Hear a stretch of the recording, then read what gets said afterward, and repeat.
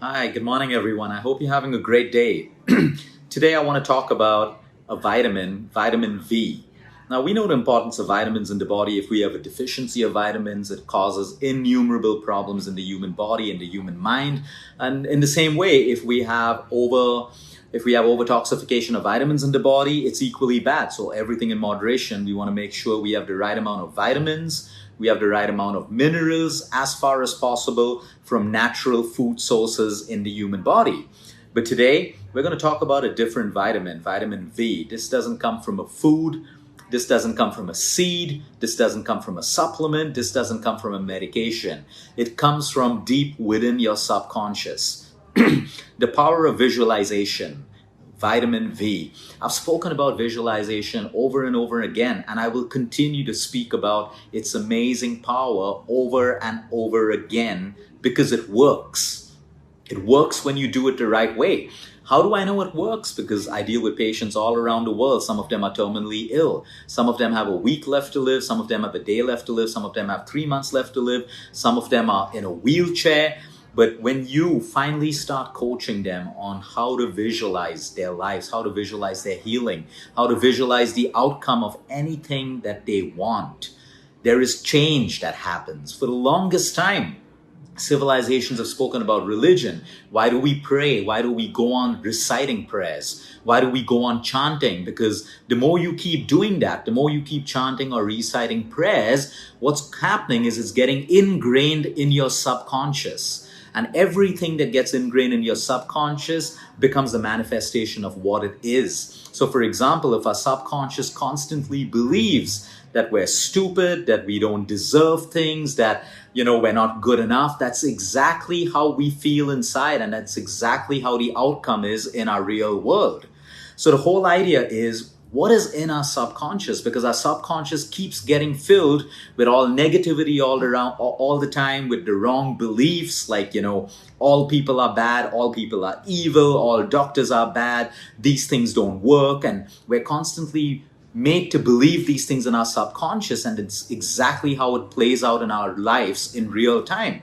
Now, when you talk about visualization, this powerful vitamin V, you have the ability right now, this very second, to tell your subconscious, to see in your subconscious how you want your life to be, how you want your weight to be, how you want your body to look, how you want your career to be, how you want your health to unfold, how you want your disease to heal. We don't have to depend on what everyone around us told us, because you see, everyone said that fourth stage of cancer is the last stage, but we all know that some people with fourth stage are living 5 years and 10 years and 15 years. We all know that they said type 2 diabetes cannot be reversed, you got to live with it. Yet we all know that there are people right now who have reversed their diabetes completely. And likewise, sometimes when we believe and we make our minds and subconscious rigid with that belief, that's where we stop. That's where we limit our lives and we limit our progress. So if someone told you, yeah, you're not made out to be a manager. You don't have what it takes to make a leader. That's where we stop, because someone put that seed in our subconscious. We never believed that that was one person's perspective and that person could be wrong. And when we decide to rise above what they said, you'll see that so many people who were deemed as failures in life today are some of the most successful people in the world. So the most self-limiting thoughts are our own beliefs and what our subconscious believes.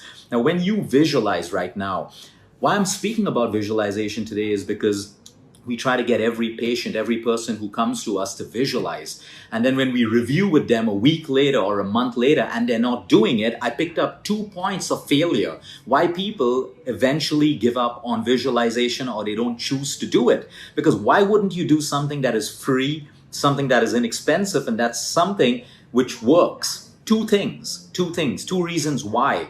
Number one, we're scared of disappointment and failure. So if I had to tell you right now, visualize that you are losing your weight and you get that dream body that you want.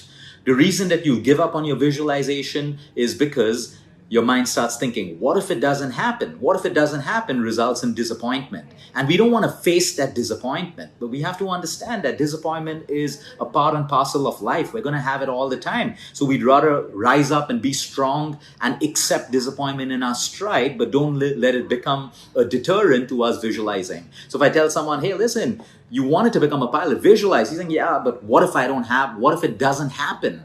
So you're already scared of the outcome of failure, of disappointment. Sometimes if it doesn't happen, it wasn't meant for you. Like I always tell people, think back in life of all the things that you wanted and it didn't happen. In most cases, people realize that, yeah, and in a way, I'm glad it didn't happen. So sometimes life is protecting us in its own way. It doesn't give us everything that we need or everything that we want for the right reasons, but that doesn't stop us from visualizing. The second mistake that people do when they visualize, they do it with this belief that they don't deserve it. So if you start visualizing and thinking, how can I visualize for so much of wealth? How can I visualize for my cancer to go away completely? We do it with doubt. We feel we don't deserve that. Who stops you from deserving anything that you dream of, as long as it's with the right intention and you put in the right amount of effort? It's as simple as that. So number one is the failure, disappointment, inability to accept possible disappointment. That's why we stop visualizing. Or number two is because we feel that we don't deserve it. So right now, it's called the power of autosuggestion. Right now, today night before you sleep, after your meditation, you tell your mind what time you want to wake up tomorrow morning. And in most cases, if you do it with conviction, you will find that you automatically wake up at that time tomorrow. If that works in so many other things, imagine now what you can use the power of your subconscious to do. You can have the worst disease on this planet right now, and you may not have belief, there'll be a whole load of people who say, oh, give me the science and give me the research. That's up to you. Do it, don't do it, your choice. No one forces you to do it. But the point is, what's stopping you from doing something when everything around you is crumbling and falling? It's as simple as that. So right now, you can be having cancer and you can have this mental picture in your mind of how you're living your life without cancer. 6 months later, a year later, you're on holidays with your loved ones. You got to see that picture so clearly in your mind. Visualizing is not about, I want $100,000 and you visualize a little bit of it. No, you got to visualize the $100,000 coming in, how you feel when it comes in, what you're going to spend it on, the joy on your face when it happens. That depth of visualization has to get into your subconscious. And believe me, things start changing. Because if it can be created in the subconscious, it can be created in your body and in your real outcome of life. The truest proof of this is the placebo effect that doctors know. It's in science, it's in medical literature, the power of a placebo. It is unbelievable how the power of a placebo works. What is that? Your subconscious. The simplest example is in a hospital where a drug addict comes. And as you know, you can't just stop a heroin addict from taking heroin. You need to continue giving it to them in small doses. Otherwise, they have a severe withdrawal symptom that can actually cause more harm. So then you start giving them a little and you make the dosage lesser and lesser and lesser. So a heroin addict walks into hospital and needs his fix. And a doctor in the white coat comes and tells the patient that, okay, fine, I can't really give this to you. I'll lose my job if I give it to you. And the drug addict is, no, please, doc, give me some. Give me a little bit of heroin. I won't tell anyone. It'll be fine. So the doctor creates this whole scenario that, okay, fine, I'm going to give it to you, but make sure you don't tell anyone. And he injects the person with saline. He gives him saline, but the drug addict thinks it's heroin. And all of a sudden, he's like, oh, thank you, doctor. I feel so much better. I feel so much better. He's got saline in his body. He doesn't have heroin, but he's behaving like his subconscious believes it is heroin.